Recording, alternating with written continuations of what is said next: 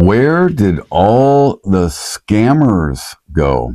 Hey, it's Ryan Hodge, broker owner here at the realty firm, and Sandra and I have been selling real estate inside of London and St. Thomas for nearly 20 years. And I thought that I would talk about some of the real estate scams out there that I think you will notice are really not happening too often right now. So, over the years, driving around London and St. Thomas, you've probably seen many signs that say, "We buy houses for cash." And I have never seen so many people lose when they get involved in those types of transactions. And here's why. The "we buy houses for cash" scam, which I've done another video on before, is typically what's called an assignment scam. It's not to say that some of these deals don't work out. But when somebody assigns a real estate transaction, it's usually because they do not have the funds to close on the property. And so people often will call me and say, "I got into one of these we buy houses for cash deals and it's not closing." And that is where they didn't read the fine print. And the fine print in those offers are usually that the buyer has the right to assign the transaction to anybody that they want right up until closing date, or some term in there that says that they can assign this deal. In other words, all that they're really doing is buying the paper and selling the paper involved in the transaction. The intention is not usually to buy the property. And so you'll notice that our market here in London has really shifted over the last few years. We have a tremendous correction after the record-setting real estate years of 2019, 2020, 2021, and 2022. And we don't see as many of the we buy houses for cash on the streets, on the corners, on the roads anymore, because that scam is a much more profitable endeavor for the person that's buying houses for cash in a hot market. And here's why. Somebody's going to offer to buy somebody's home for cash. They don't need to know much about the house. They'll do it on the spot. Well, these folks have worked out formulas in a hot market to usually come in and entice somebody that's usually desperate or perhaps ignorant to what this type of scenario actually is. So they entice them for the quick sale, and it's usually going to be way beyond unreasonable, being that it is way lower than actual market value. And there's probably not only a certain percentage below market value, but along with major service fees, different types of fees that are involved, that somebody buys a property for maybe 20 or 25% less than what the home would actually get with a real estate agent on the open market. And for whatever reason, the homeowner thinks, well, that's enticing, and, it's something, and I don't have to go through the process of, putting my home on the market or paying commission. I'm going to do it.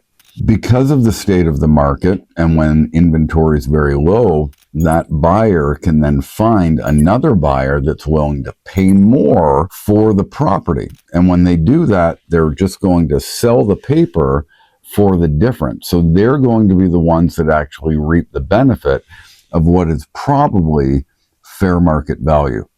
The person that does not benefit whatsoever is the seller, the original seller, who ends up not getting what they actually deserve if they're on the open market. Now, everybody has the power of free will and choice, and so if somebody decides that that is a better option for them, they're wide open to making that decision with their house. But unfortunately, what sometimes happens is that in the process of when a seller sells to a "I buy your house for cash" person, and that "I buy your house for cash" person doesn't sell that paperwork to somebody else prior to closing, if they don't have the funds, the property doesn't close and the seller is not moving. They've just wasted a lot of time. They are probably going to have some challenges as far as where they're going next, whether they're renting and they needed the proceeds of the sale to close, or maybe they were buying something else, and if they can't close on the next house, then they could actually be legally bound and liable to a lawsuit from the next person that they're buying from. And they go through a period of immense frustration, challenge, and not really knowing what to do about it because that original buyer is all of a sudden in breach of contract. Well, in order for the seller to actually do something, they've got to, number one, prove damages, and they've got to prove that breach of contract. Those are the two components that make up a lawsuit. And so it's very, very hard to do. Plus, lawsuits, unfortunately, are very expensive. And so depending on the seller's position, it might be very hard for them to take action to recoup their losses. And so we saw this in the height of the market where this was happening, but not so much right now because the values have come way down. And the discerning buyer that usually has these formula plugged in when prices are sky high, probably not so much now. They may be onto a different method of purchasing, whether it is for actually investing or flipping real estate or finding some deals, but it's not high time for them to be able to easily sell that paperwork and receive a profit on the difference in sales.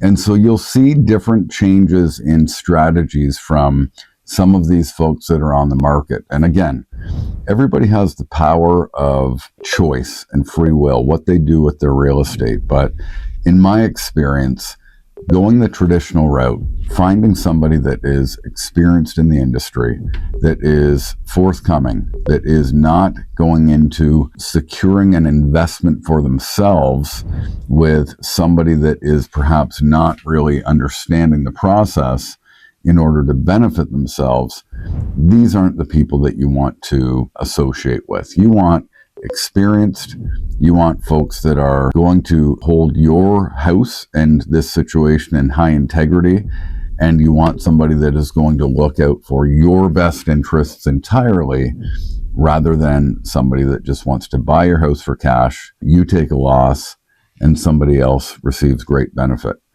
We have helped so many people over the years get away from these situations, and we know what it can do when this is happening. The other thing that I want to talk about today is being cautious of the scams for service providers. Service providers such as furnace and air conditioning service providers. Oftentimes you will find people that come up to your front door and say that they are there for a specific reason in terms of giving you information on energy or how to reduce your savings.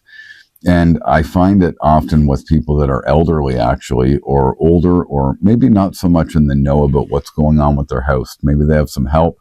Maybe they don't have a lot of people around. And a lot of these service providers that are out there are quite frankly crooks.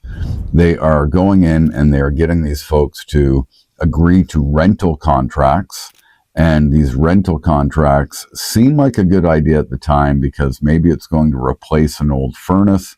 Seems like a reasonable, amount of money that is not going to be an upfront lump sum payment. But the challenge and the scam is it's incredibly hard to get out of these agreements.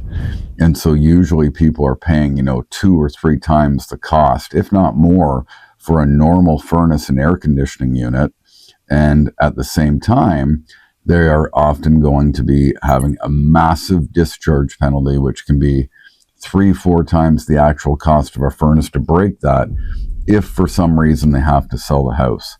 That's a second scam that we see, and we've had so many folks that we go to sell their house, they were involved and they have gotten involved in one of these agreements for a furnace and air conditioning unit, and what they don't realize is that in order to sell the house, 99% of the time a new buyer is going to seek to have that furnace rental or air conditioning rental discharged, and the cost can be staggering. So I thought I'd advise you on a couple things that we're seeing inside of the market.